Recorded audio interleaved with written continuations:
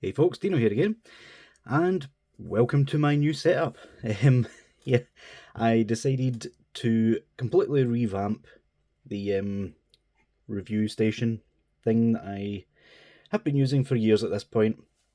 The backdrop was getting honestly filthy.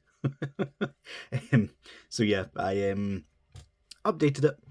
Now we have black base, grey backdrop. We're getting some better, more natural colours out of the figures. So hopefully the white balance issue is about solved. And yeah, I also got a wee turntable, which I'll be using a lot more often. So yeah, now that we've got that intro out of the way, this is Demoniacal Fits Shining Soul. This is Demoniacal Fits' second attempt at this figure. Well, technically the third. The first one was completely their own design, which I will do a separate comparison video with him.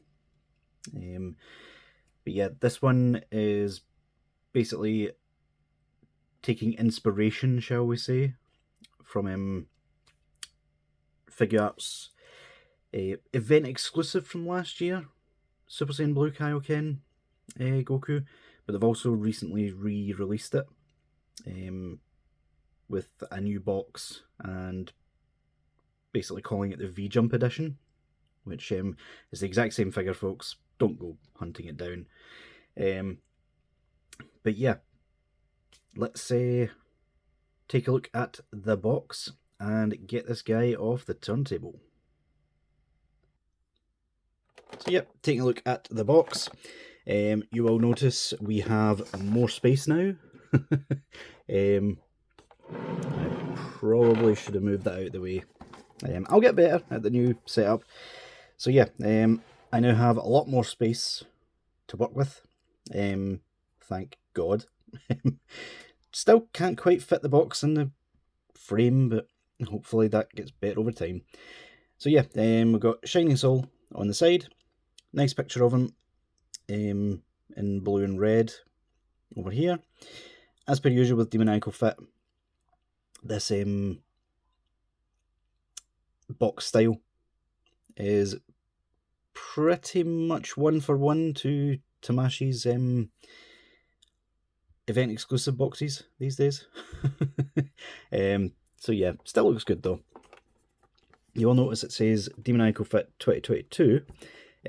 This was originally released in 2022, but Demoniacal Fit reissued it towards the end of last year, 2023, because, long story short, the first edition of this figure is basically a black mark on Demoniacal Fit's name, to the point that I never reviewed it because the QC issues on it were so bad. Like, I give Kong a bad rap for their QC, but reports that I was seeing of the first edition of this guy, his legs were basically fused at the thigh. You couldn't use that rotation. The hair was horrible, and yeah, it was a whole thing. Ages 15 and up.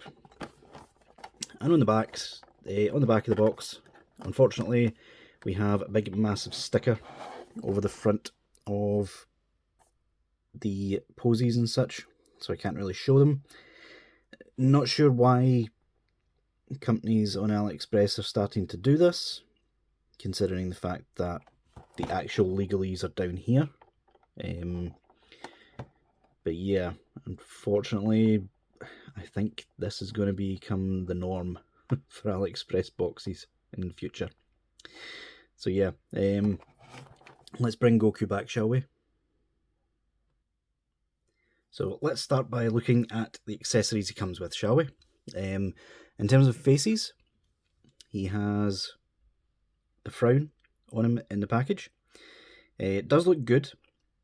I do have a slight gripe with it, in that Demoniacal Fit, this is going to go off on a tangent, right, but Demoniacal Fit, ever since the Counter-Attacking K figure released, they've started using different tampos for the eyes, which personally I do not like.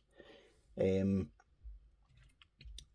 tampos that they used to use were the same as the official, like Figuarts Goku mold, which have a lot squarer eyes. They're open a lot more, whereas the new ones are sort of higher up on his face and are sort of squinting slightly. I haven't been a fan of that ever since they changed to it, unfortunately. But they still look good. They're just not as good as what I personally prefer. You also get... Oh, dropping it. Some things will never change, eh? You also get the smirk face. You get teeth gritted face. One thing I do like about the eyes is the sort of white in them, to sort of show the power that's the aura that's all round about them. But yeah, the faces do look good. They're just not my personal favourite tampos. That's all. In terms of hands, comes with a pair of fists, pair of Kamehameha hands, pair of split open key blast hands,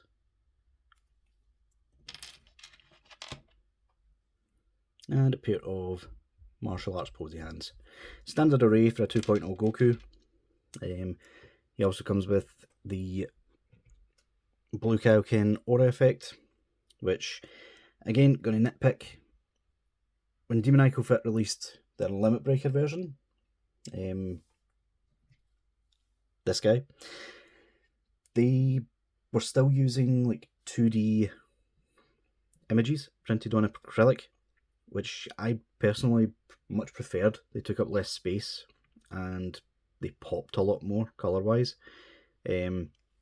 I have never ever been a fan of Tamashi's aura effect design, purely because of that. Like, why is it angled backwards? I will never understand why they did that, to be completely honest. But yeah, it's what we got. It does look good. I'll personally be using the old acrylic one from Demoniacal Fit. But yeah, I'll show that off in the comparison video. So yeah.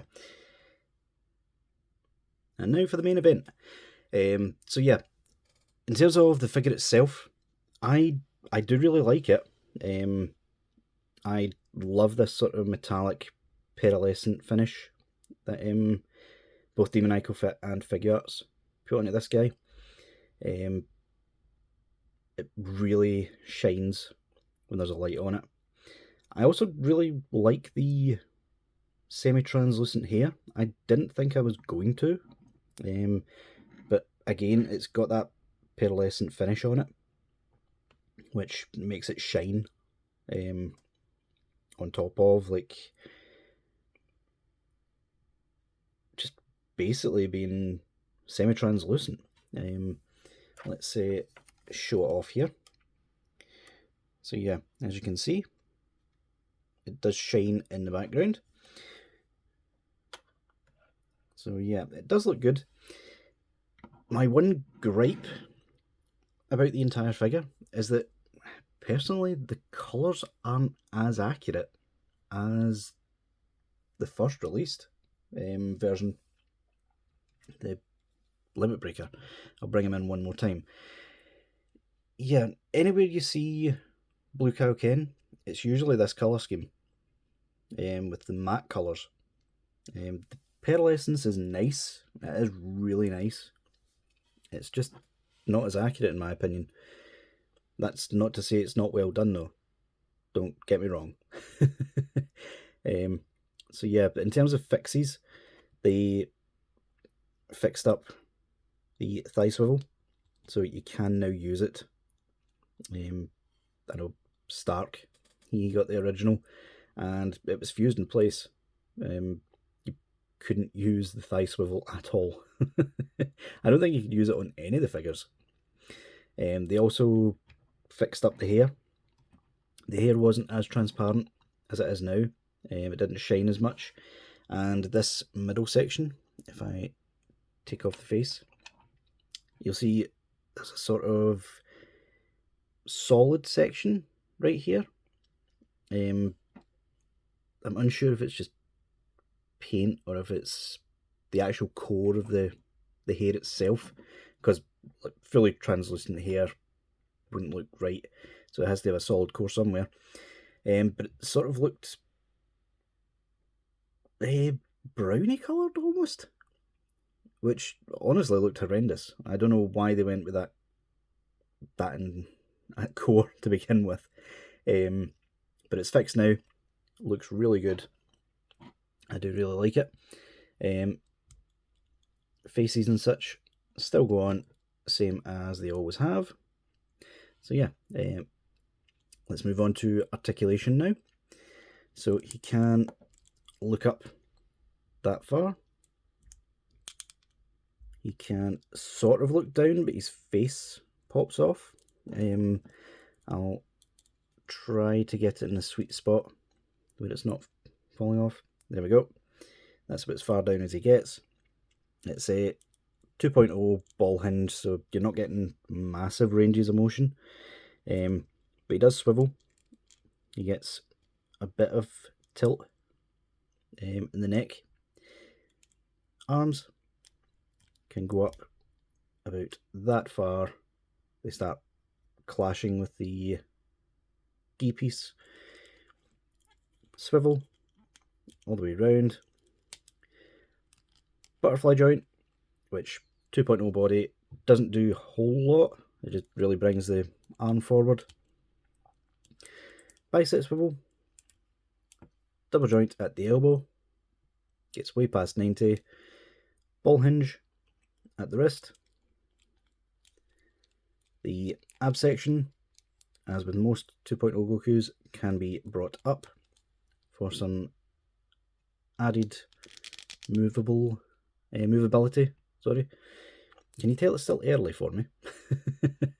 So yeah, you can go forward that much. You can do a bit of rocker. You bring it down, it's a lot more restricted though. Waist swivel. Can kick up that far. Thigh rotation. Double joint at the knee. And old style Goku feet, which means they're a bit limited. You can go forward that far, back that far, toe articulation, and pivot gets to about there. So yeah.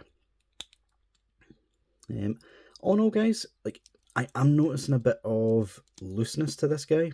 It's nothing that would completely ruin the figure, but it is still noticeable nonetheless. But yeah, guys, let me know what you think of the figure, and please let me know what you think of the new setup. Does it need tweaking? Do you like it as is? Did you prefer the old style? Let me know down in the comments. And until next time, guys, I'll see y'all later.